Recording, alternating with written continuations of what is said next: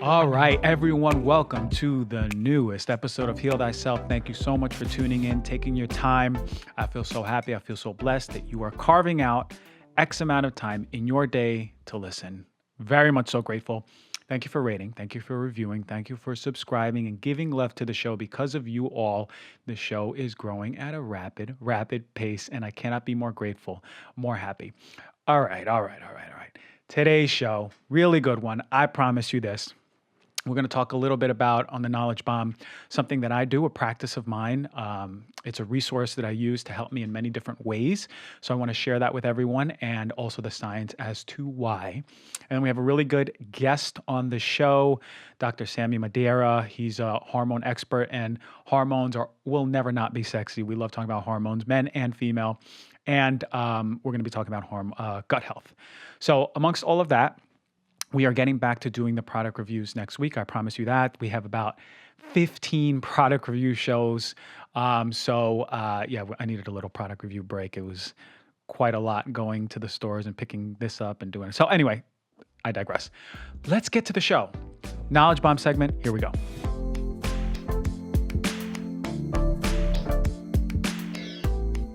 All right, sound. Sound can heal. Sound can heal. Look, it's important. We've been gifted these senses, and it's important that we use these senses in order to heal, right? So we have our eyes, right? We go outside, we see the sun, it transmutes this energy, right? It starts healing us from the inside, releasing hormones in our body, all these other factors.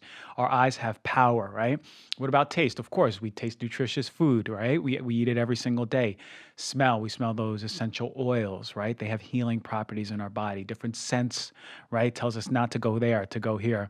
Touch, love, connection, all of these things, but we don't talk about our ears.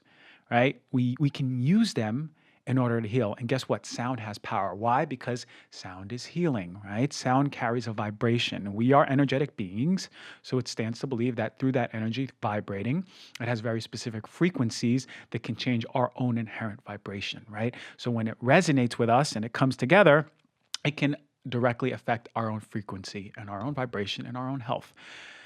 So it's a little secret that I have, right? Not a lot of people know that I love sound healing, and there's a huge spectrum, right? Today's show is going to really stick to something called auditory beat stimulation, but I have and music is everything to me. So I have a whole show on music. I promise you that. We're going to go into the nitty gritty about how music helps and how music can save. It's so beautiful. How it can heal so many different people in the stories I heard. Anyway, we have that. We'll talk about sound baths. But today, I really want to talk about auditory beat stimulation because it's something that's accessible and it's quick and it's powerful and it's studied. So the one that I use is Binaural Beats, and you may have heard of Binaural Beats, right? What we see in different studies is that it can help with cognition and mood. I use it in particular before bed. And I put on headphones and I close my eyes really dark and I'll hear those beats. And I'll explain how they work, but it's really important because I find that one, it helps reduce anxiety. Not really super anxious all the time, but it'll help reduce anxiety. But what it really does is it puts me in a quick state of being like, okay, well, boom, mind's off, ready to go to sleep. And they use different frequencies. So the study shows that it can be useful in anxiety, hyperactivity. We start really seeing that. But there's different types of beats, monaural beats and binaural beats. So both utilize waves of similar frequencies. So for monaural beats, it's presented to 1 year. Binaural beats is 2 years. But the crazy thing about binaural beats, and this is the one that I do recommend to people, is that when one ear gets presented a very specific frequency, and then the other ear presented a frequency very close frequency to the one on the other ear, the difference is presented in the head and it's perceived to be inside of the head. So that frequency, the difference in the frequency is perceived to be right inside that head. So it's a really crazy phenomenon and it has a very particular name. I don't remember, but yeah, the perception of that frequency in the head is supposed to be what's the therapeutic part. And if you never did binaural beats, this is really interesting and it's something to try. I just want to present you on all the stuff about what it is and how it helps. And then you could try it yourself. Safe and very easy. If you look at the studies on the therapy, it's going to yield different results, right? So all of my science-based people who are listening, you'll see, and you probably know by now, auditory beat stimulation has a spectrum of different results. But that's because the methodologies are not very consistent when doing these studies. I think there needs to be a decided methodology and figure it out. But the ones that do have positive results are pretty cool and really positive. So let's start with some of them. What do we see in cognition? In cognition, there's some really cool studies on it to understand different brain states. And before I go into those studies, let's understand the brain waves. And brain has 4 different waves: alpha, beta, delta, and theta. So alpha has a frequency of about 8 to 13 hertz. And hertz is the measurement of frequency. So the higher the hertz, the faster the frequency. Alpha, what we see is something that is a very relaxed but alert state, right? Relaxed but alert, sort of like meditation or mindfulness, right? You're really relaxed, you're in it, but you're focused on your movement or a certain point or your breath. That's relaxed but alert. Alpha state is a very powerful state. Then we have the beta state. The beta state is about 14 to 30 hertz. That's the frequency. And this is when you're alert and engaged, like sort of like doing a project, right? You're really moving and you're alert and engaged. A lot of us work in beta state at work. The delta state now is about 0.5 to 4 hertz. This is a lower one, and this is really associated with deep, deep, deep sleep, right? So it's actually helping us recover when we're sleeping. It's telling our body to start healing. It's a very healing wave, brain wave. Now, theta is, for me, really intriguing. It's one that I always look at first, and that's 4 to 8 hertz. And hertz, again, the frequency. This one's a big one in childhood. So ages 1 through 7, or from when we're born to 7, we are in a theta state. That is the predominant brainwave in our body, right? Our brain is shooting out theta waves, and that's a more hypnotic state, especially in childhood.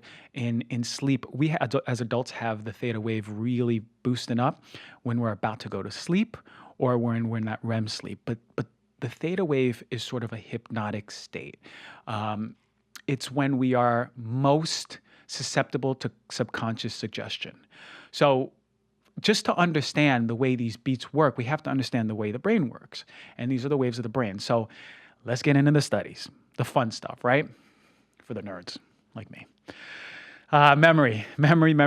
All right, so it's really cool because we see brain health right now. Brain health is really important. Brain health is becoming hella sexy for everyone as is sleep, but brain health is really becoming really hot right now. So 5 hertz binaural beat stimulation for 15 minutes, right? 5 hertz binaural beat stimulation for 15 minutes twice a day for 15 days resulted in a significant increase in the number of words that were recalled post-stimulation. So it really helped these folks remember these list of words much better than those who didn't get it, which is really cool to think that you can initiate brain waves to help you recall and help your memory.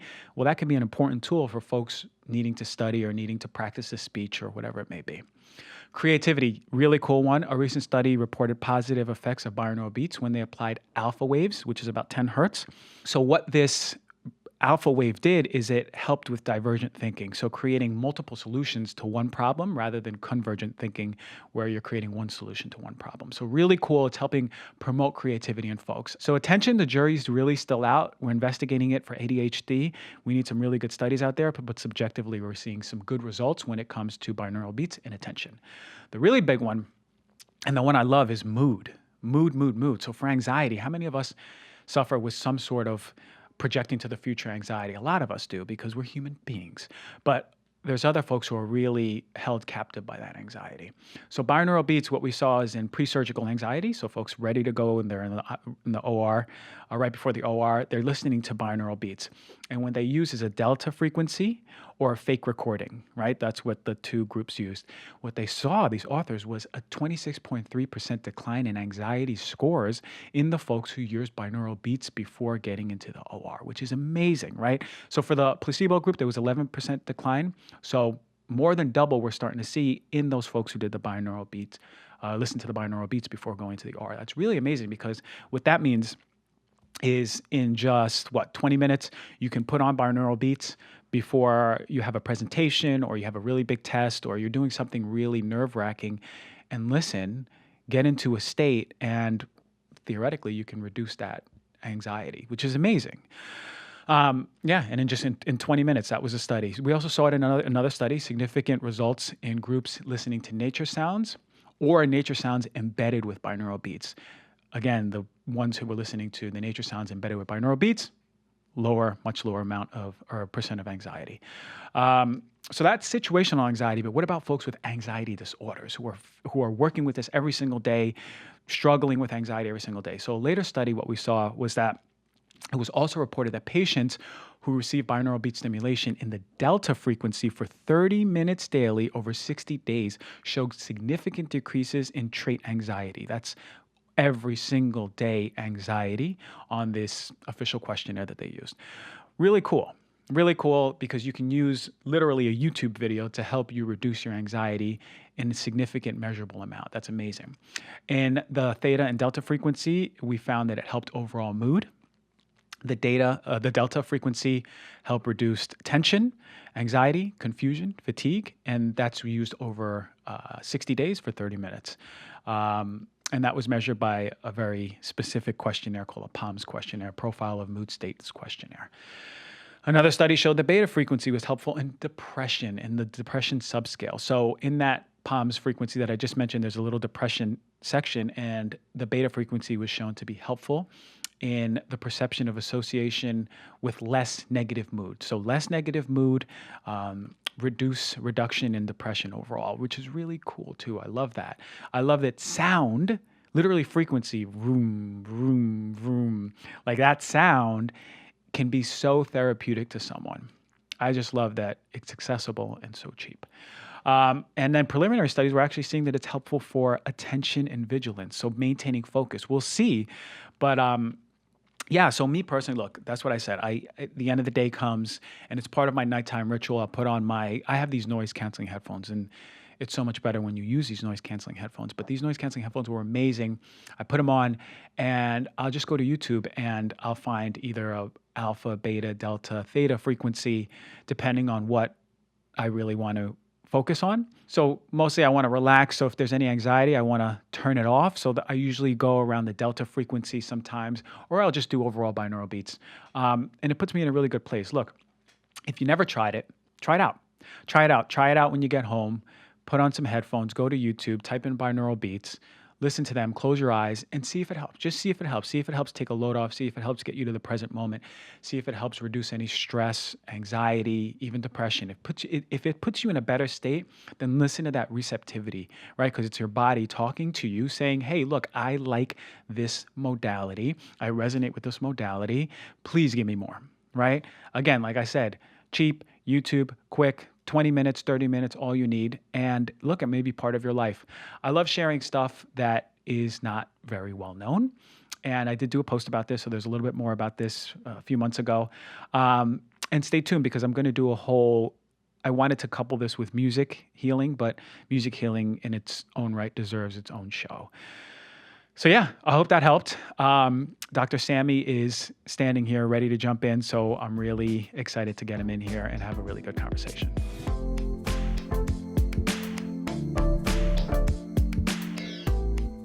All right, hey, look, today's special guest, a special one for sure. He's out here from Seattle.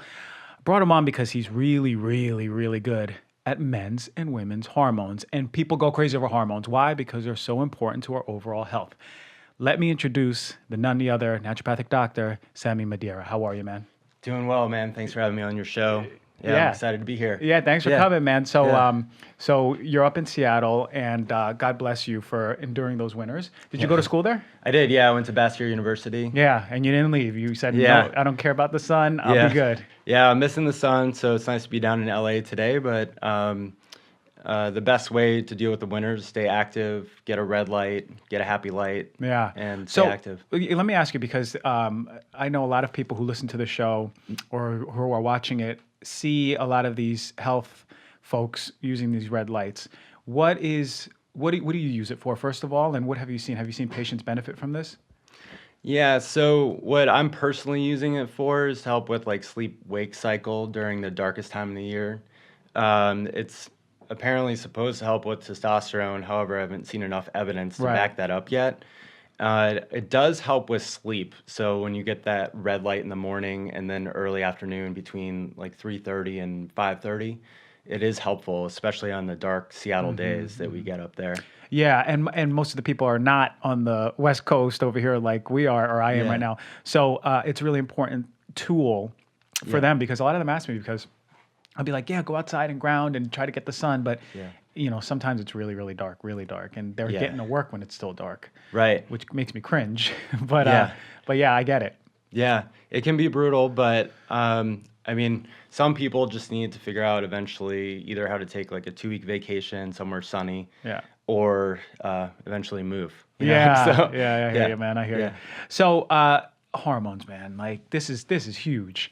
This is, as you know, I may be in as you may know, I'm in breast cancer, and hormones is pivotal. Yeah. But I also do a lot of prostate cancer, and hormones Oh is yeah, pivotal. yeah, And those are sort of like towards the end of the spectrum of dysregulation of hormones throughout life. But really, you see a lot of even acute hormone imbalances, and how are they manifesting in men and women? Let's start with men, because I know you Sure. love men's health. And there's a lot of people who have loved ones yeah. who are men, and we got to support the fellas, right? That's right. Yeah, men need a lot more support. As men, we're late adopters to natural medicine, typically. So I call like the whole biohacking community like the gateway drug to naturopathic medicine. So usually men come in and they're like, well, I'm following so and so. I want to try these treatments out. And that may be bioidentical hormone replacement therapy. So for most men, their lifestyle is conducive to being higher estrogen and lower testosterone. And you can check that in their blood. It's ideally you're getting that blood test before 9 a.m. Yeah. And as far as like prostate cancer, how this plays into that is that we used to think, going back to the 40s and 60s, that the research that they did, Huggins did, was on dogs and castrating dogs, Yeah. and then seeing men who had prostate cancer and being castrated, and their prostate cancer improved and their quality of life and longevity improved.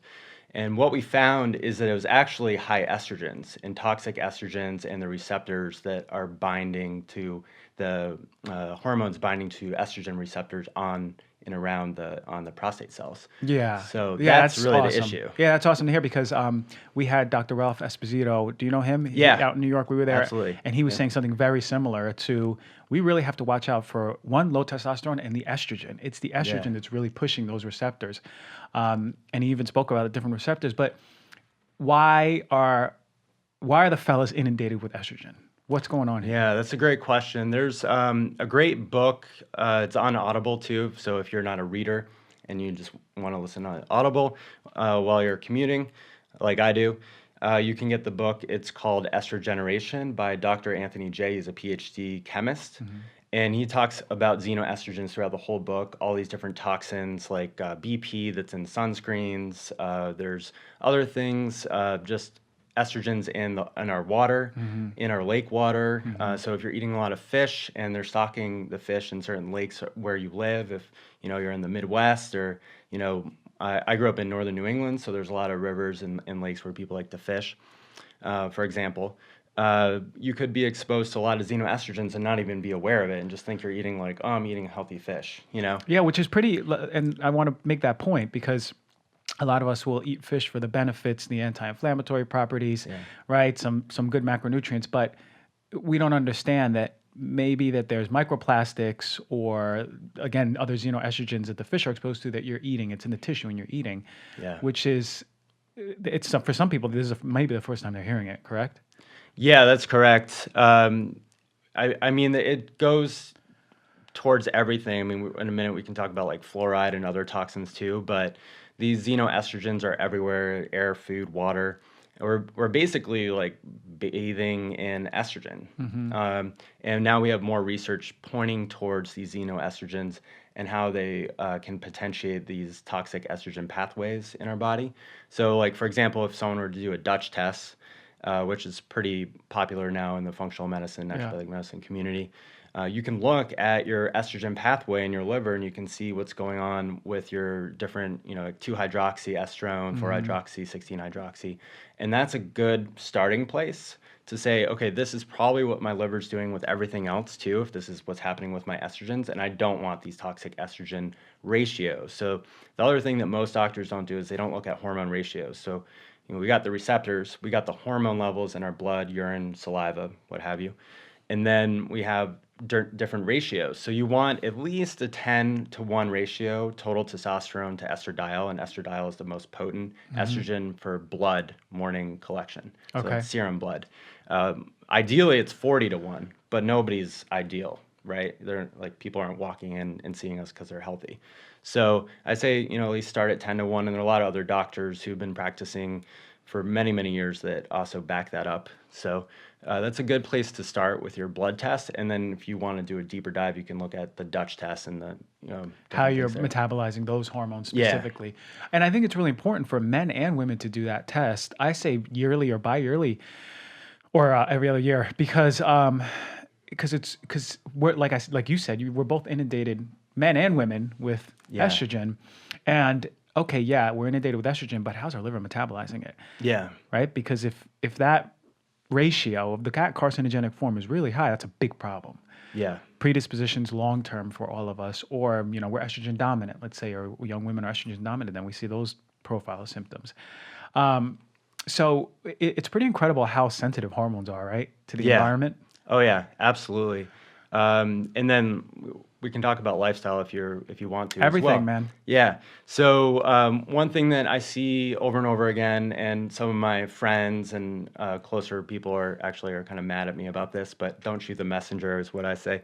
So IPA beers are high in hops, and hops is a phytoestrogen, and that basically means it's a plant estrogen. That it's so high in estrogens that when young girls walk through like a hops field and like are harvesting hops on the hops vines, they start menstruating like the next day. So, we're talking about like very potent estrogen. Lavender is also a phytoestrogen. So a lot of people use like lavender essential oil in their baths for like relaxing and on their skin every day. So just be aware it's probably not as strong as hops, but it is a plant estrogen. Beans, especially not whole beans, but like canned beans. So if you get like canned beans and it's all mashed up, that's going to be higher in plant estrogens than like a whole bean that you make Dried yourself. up. Yeah. Yeah. And I wonder how much of that is because of the lining of the cans with BPA. Right.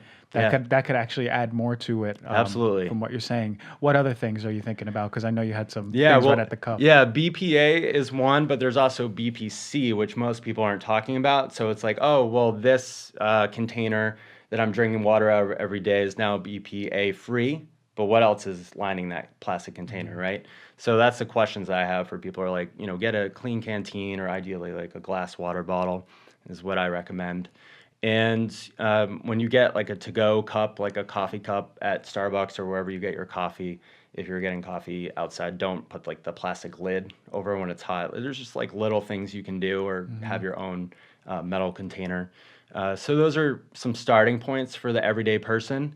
It's just coming to an awareness that you're going to have to do these changes for yourself. There's, these companies aren't going to be aware at this point in time to say, okay, we need to remove these things because they could potentially be carcinogenic. No, it's not in their interest, not at all. No, yeah. But it's like literally making the move to a glass or stainless steel water bottle from a BPA or BPA free water bottle. Still, it's going to have some BPA, the other form of BPA. It makes a huge difference. Yeah, because absolutely. we're drinking that every single day. Yeah. And then, which I guess brings us to water in itself, what we're filling those cups up with. You mentioned back before that water can have estrogens in there. Is that from birth control? Is that because we have Yes. other pharmaceuticals in there? What's going on? And you mentioned fluoride too. Yeah. Maybe we can go into that. Yeah, definitely. So there's a great story that I like to tell. In the early 2000s, I was canoeing on Lake Mead, doing like an orientation class to college. And Lake Mead, if people don't know where that is, it's in between basically Vegas and Arizona, and it's a massive man-made lake. And then the Hoover Dam is what makes that lake. So if you've been in the Hoover Dam, that's Lake Mead. And then we canoed on the river, the Colorado River below. And we stopped, we pulled up to the beach, pulled our canoes up and had like a lunch break, bathroom break. And I asked the park ranger, hey, do you stock the lake with fish? And he's like, yeah, we have to restock every year because the male fish are being turned to female fish by the end of the season or before then. That's incredible to hear. Yeah. So there's a lot of other research out there about frogs and different like Yeah. amphibians and fish that you can just look on PubMed. And we have that data. And obviously we're not frogs or fish, but it's a good kind of checkpoint saying like, okay, if this is happening to fish every year in this massive lake that's man-made and are having to restock, and there's, women who are in birth control, like so many millions of women are of childbearing age, and they're toxic synthetic estrogen from those birth control pills are being excreted through the urine into the lake. And that's what the park ranger thought. And this was like 2001, 2002. Wow. So, almost 20 years ago. And I don't think it's gotten better. I think it's gotten worse, with the toxins that we have now, almost 2 decades later. So. Yeah. And I remember reading a few years ago about Lake Mead being one of the most toxic lakes in the country. Yeah. It's incredible, not just with estrogen, with things like dioxins and other toxins in there. But again, yeah, I've heard about the frogs, I heard about the fish, and just think of that as being as a microcosm of maybe what's going on in our body. You mentioned something about fluoride. Yes. Did you want to go into that? Yeah, so there's some preliminary research data showing that fluoride, as some people may already know, it disrupts or can disrupt thyroid function. So fluoride, the way it works on our teeth is it acts as like a chemical reaction to strengthen the enamel of your teeth. So if you talk to your general dentist, like everyday dentist, that's what they'll say, right? So that's why they have you do the fluoride rinse if you get that done, which I don't recommend. There's probably going to be some pushback from people around that, but I did a whole show on fluoride. Don't even worry about it. Cool.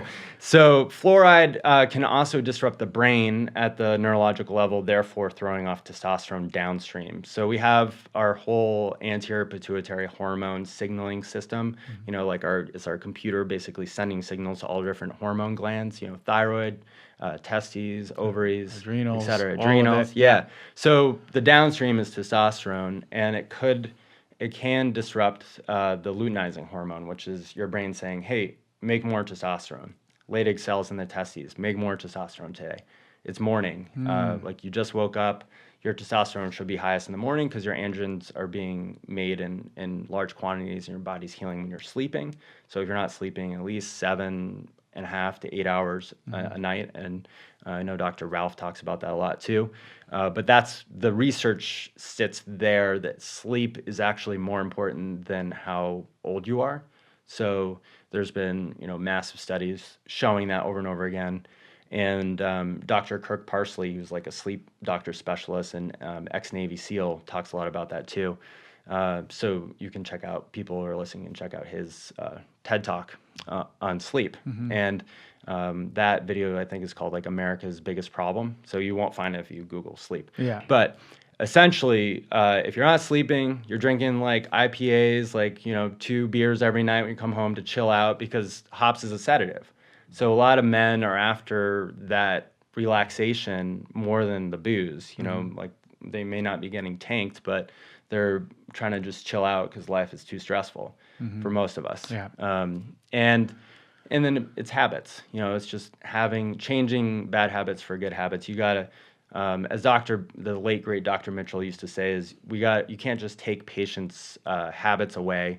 You got to give them something else to replace that. Yeah. So what I recommend for people is like either learn how to make liquid extracts, an alcohol liquid extract of like skullcap or something like that, which isn't a phytoestrogen herb, and then you can just have like half a shot of that when you get home, mixed with some water, and you'll notice that you're more relaxed, you'll sleep better. It's going to basically chill out the nervous system. It's a nervine herb. So if people know what a nervine herb is, feeding the nervous system instead of just sedating it. Yeah. And you can use skullcap during the day too. So I have, in Seattle, it's kind of like a Silicon Valley culture up there, tech culture. A lot of people are really overworked. They don't really have time to go to yoga. They don't have time to wake up and get outside when it is sunny, or even exercise that much. So helping them to figure out how to hack that, for lack of a better term. And these are kind of like some quick things that people can do right away while they're trying to improve their hormones. Yeah. Wow. So so when coming back to hormones, men and women, it's pretty much like what's going in your mouth from food or exposures or on your skin, and then lifestyle. So what role does and I talk about this almost every other podcast is the role of exercise. Is it that important then for balancing hormones for men and women? Absolutely, yeah. So this morning, I was down in Venice, sprinting on the beach, doing like 5-second sprints instead of running like 5 miles. Right. And I grew up running cross country. So every 3 days, we would have a 3K race. 5K race with 3.1 miles. So I grew up doing chronic cardio, as we call it now, and that's a great way to deplete your testosterone. So for those people who are doing like 50-mile bike rides every weekend, backpacking 50 miles like every two weeks in the summer, they're just like pushing it hard. That's a good way to deplete the adrenals, mess up the whole HPA axis long term if they're doing that every day. And I mean, there's just some people that they love that rush. They love that runner's high, and that's what they're after. And I've been there. I mean, I got chronic fatigue syndrome from running cross country and an unhealthy lifestyle when I was in high school, and I was pretty young. I was a sophomore in high school, and I should have been at the healthiest point in my life. So, doing sprints once a week, doing, squats, deadlifts, moving the big muscles in the body. So getting a personal trainer so you don't wreck your back while doing like a heavy deadlift is a good idea. So deadlifts, squats, bench press, and doing like 3x5 or 5x5 reps and sets. So working nice up and heavy. to that. Yeah. Heavy. And they've also shown in the research having about a 2-minute break time in between those sets can help improve at least your short-term burst of testosterone. So, if you're going to the gym and you're working out at 5 o'clock, you may want to get home soon, but just maybe focusing on more focused exercise and having that 1 to 2 minute break at least between the sets. Yeah, which is kind of hard. I remember I used to do squats with 90 seconds in between, and I'm like, it's already time to go back. Yeah. It's definitely hard. But back to the aerobic part of it. So you're saying that sprints or high intensity short burst exercises are better for testosterone than, like, say, a long-term jog for like 45 minutes an hour. Absolutely. I mean, you could do like Mark Sisson talks a lot about this, so if people don't know about him, in his lifestyle guide framework, he talks about doing one day of like either urban hiking, or you can just go on a long walk one day a week where your heart rate is maybe roughly around like 110, 120 beats per minute, depending on what your target heart rate is based on age. And one day a week doing those like burst exercises of sprints. So, 5 seconds is probably the max for most people. You're going to basically like hit the window around 3 to 6 seconds, depending on who you are. And doing about, 6 of those, five to 10 of those max if you're in really good shape. But you'll know your body will just start kind of like having like a 3-second sprint. So that's a good telltale sign. And then you can jog in between, or you can walk in between, depending on like how healthy your joints are. What most people do is they go, and I'm not immune to this, I do this too, is I think I'm still 22, and I just push myself so hard, like the weekend warrior mindset. And most Americans, or like whoever's listening today to the podcast, are people that we're living in an extreme world. Either we're like the couch potato, like Netflix and chill all weekend, or we're going to CrossFit. Yeah. And we need to find like a happy medium. So I usually tell people it's like you need to have like yin and yang workouts. You need to have, if you don't like yoga, go for a walk.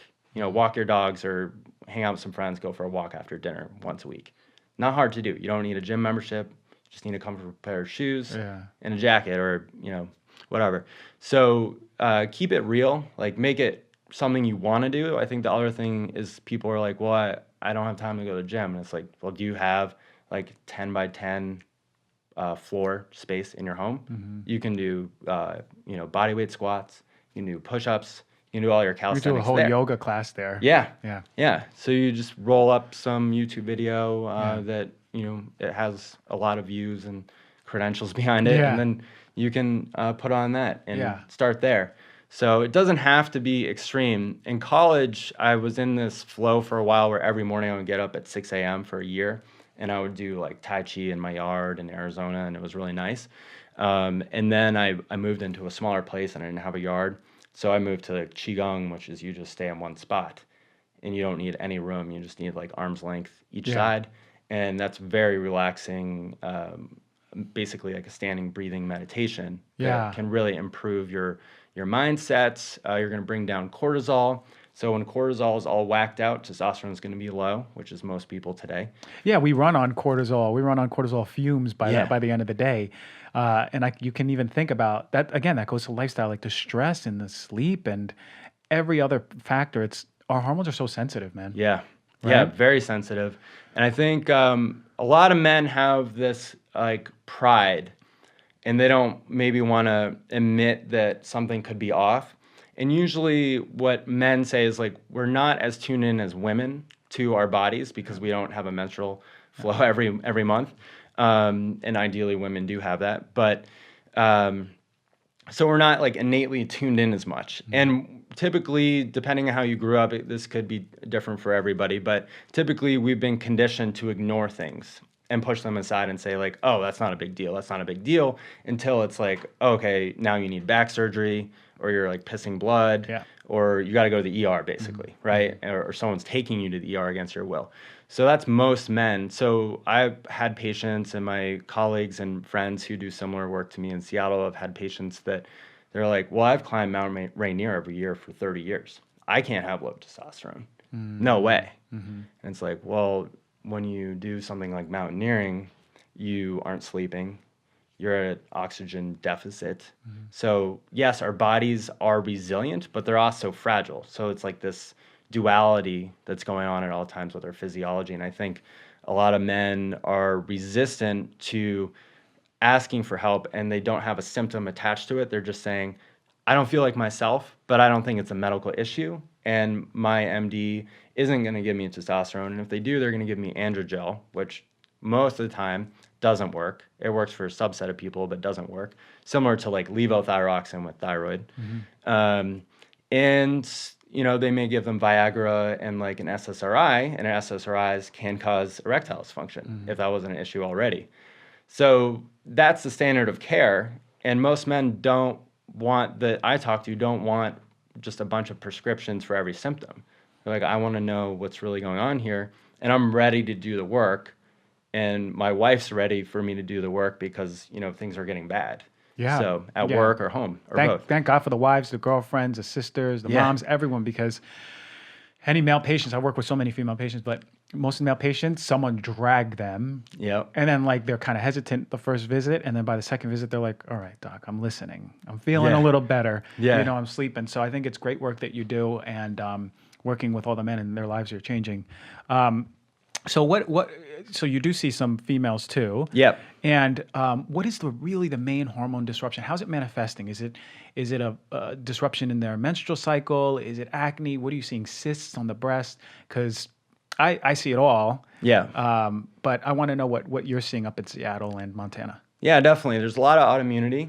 So Hashimoto's thyroiditis is autoimmune disease causing low thyroid function. And some Graves, not as much as Hashimoto's, but also seeing Hashimoto's more in men that thought they had low testosterone. So that's why I say it's good to get a full workup, because you don't know what's really going on. I like to tell this story. I had one of my very busy days, I had a guy contact my clinic, and he was like, well, I just want to know like how much everything costs. And I'm like, well, we got to talk first. Like, I don't know what you need. For sure. Yeah, I've had those before. Yeah.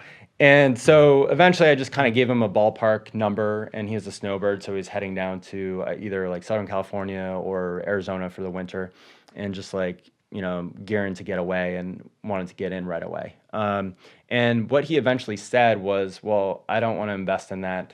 I'm going to go to Mexico to buy testosterone.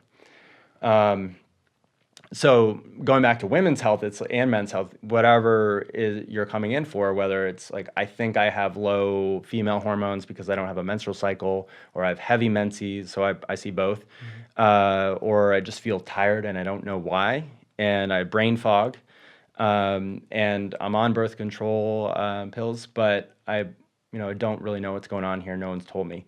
And they're not familiar in Seattle. The people I work with aren't familiar with functional medicine. So they're not familiar with naturopathic medicine most of the time. They don't know like people that we would call like big names Yeah, in this interesting. industry. Yep. So I'll ask them questions like, have you heard of Dr. Mark Hyman? You know, have you seen a naturopathic doctor before, a functional medicine practitioner? No, no.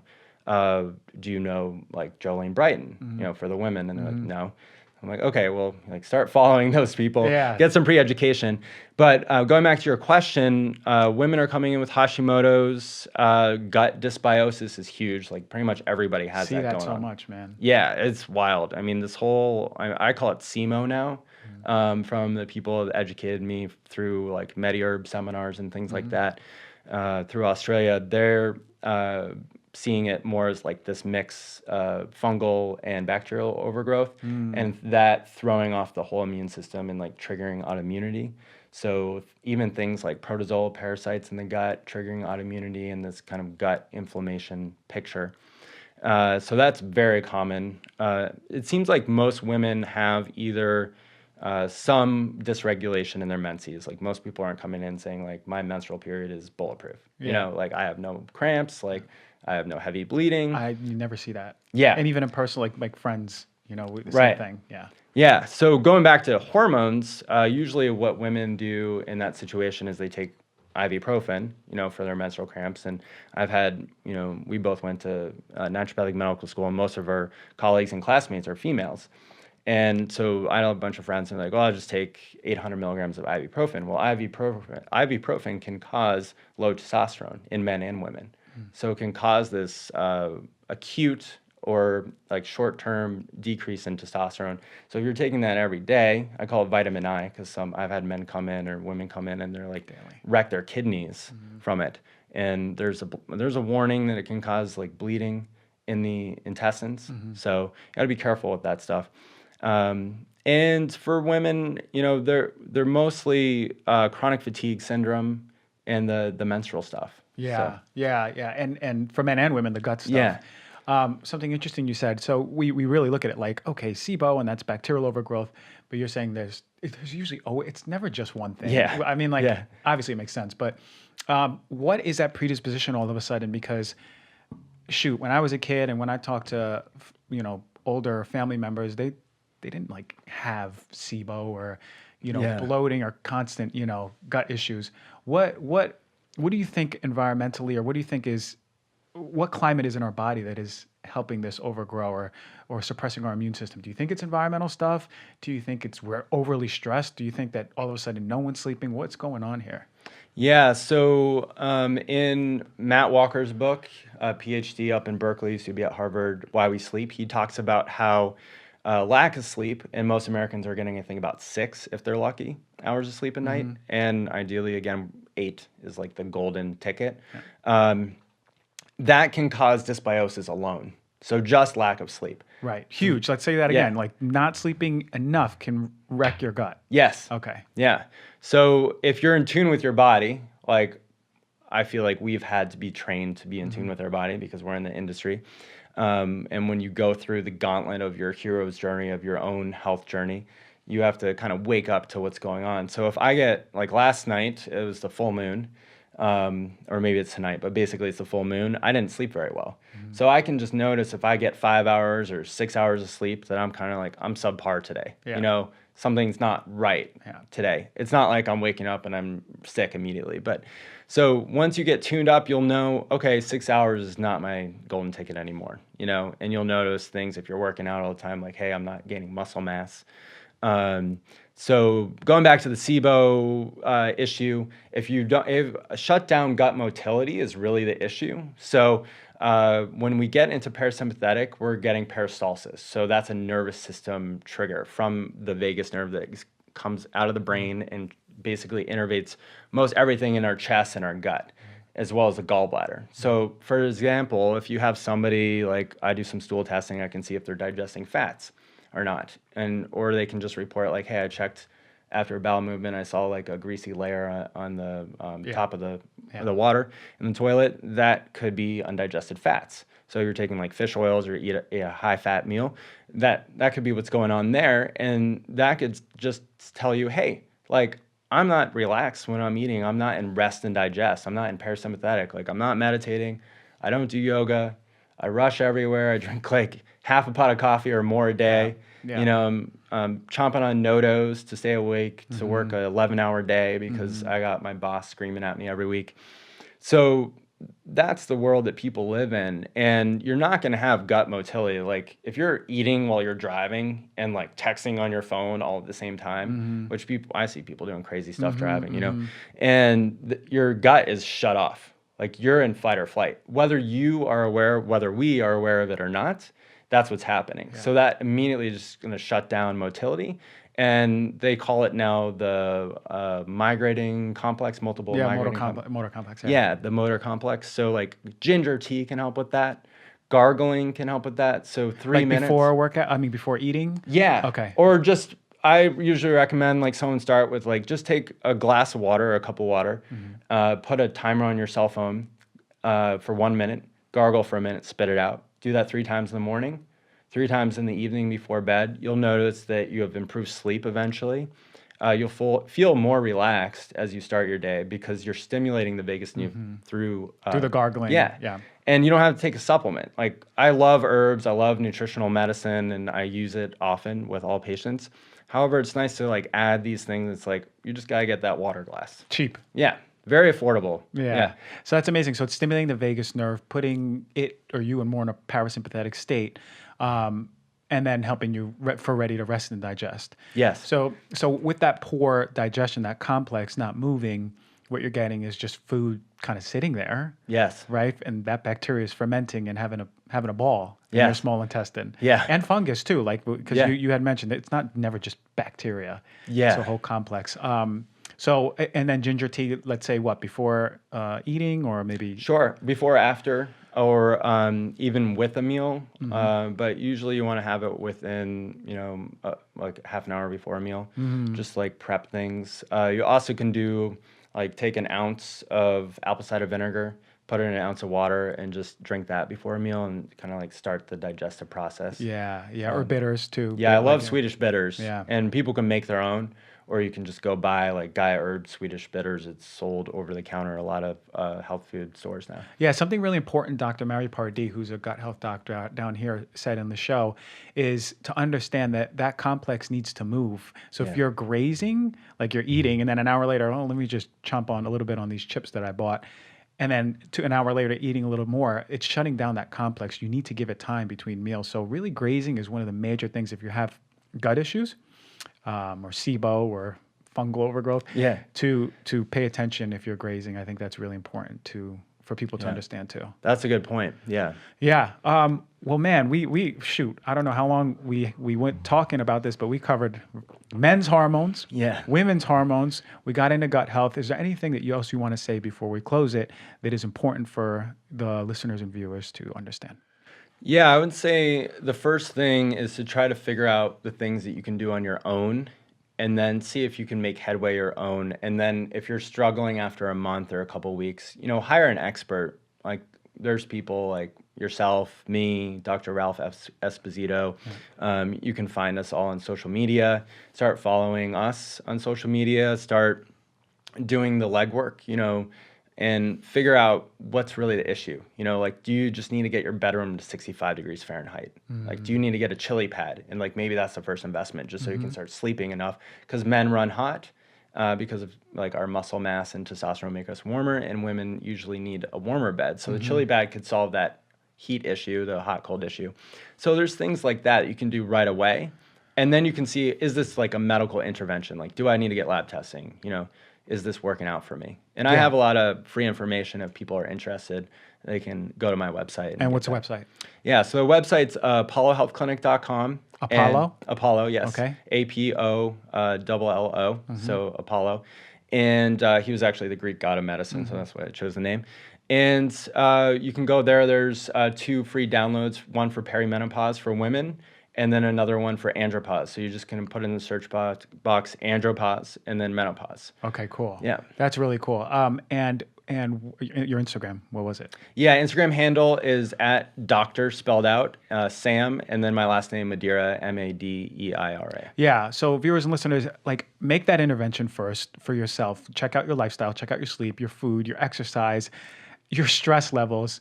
And then if you're still off, look for professionals so we can really lab test and really guide you in a better place. Thank you, man. This was a really important conversation. Hormones are always hot. So anytime someone comes in here and wants to talk hormones, I'm like, let's do it. Yeah. You can't talk enough about hormones in this field. Agreed. So I think you're doing great work out there, man. A lot of men and women, I'm sure, are grateful for you. I'm grateful for you. Thank you for coming, man. Yeah, thanks for having me.